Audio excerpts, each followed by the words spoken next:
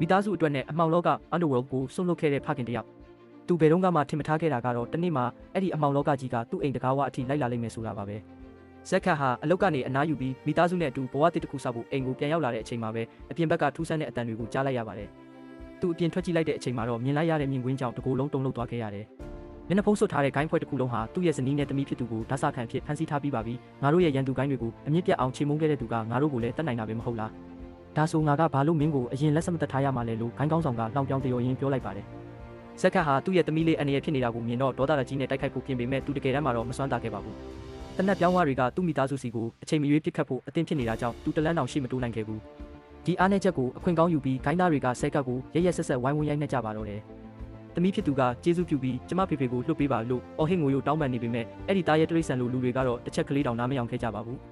အဲ့ဒီနောက်မှာတော့ဘယ်သူမှထင်မထားတဲ့အဖြစ်ဆိုးကြီးဖြစ်ပျက်ခဲ့ပါတယ်ဂိုင်းသားတစ်ယောက်ဟာဆက်ကဇနီးရဲ့ငိုတန်းကိုနားမခံနိုင်တော့အောင်မုန်းတီးတာကြောင့်တနက်နဲ့အပတ်တစ်ပြက်ပစ်တက်လိုက်ပြီးစက်သိမ်းပေးလိုက်ပါတယ်ဆက်ကကသူ့သမီးလေးကိုအမြန်ဆုံးထွက်ပြေးဖို့အော်ပြောပေမဲ့မပြေးနိုင်ခင်မှာပဲအဲ့ဒီအပြစ်မဲ့တဲ့သမီးငယ်လေးပါတနက်တန်ရနဲ့လဲကျသွားခဲ့ပါတယ်မိမိမျက်စိရှိတဲ့မိသားစုကဘာလေးတစ်ခုလုံးပျက်စီးသွားတာကိုမြင်လိုက်ရတဲ့ဆက်ကတယောက်လုံးဝကိုစိတ်သက်တွေပြိုလဲသွားခဲ့ရပါတယ်နောက်ဆုံးမှာတော့ဂိုင်းသားတွေကဆက်ကကိုပါတနက်နဲ့ပြစ်တက်ခဲ့ပြီးဘာမှမဖြစ်ခဲ့တယ်လို့မျိုးအေးအေးဆေးဆေးပဲထွက်ခွာသွားကြပါတော့တယ်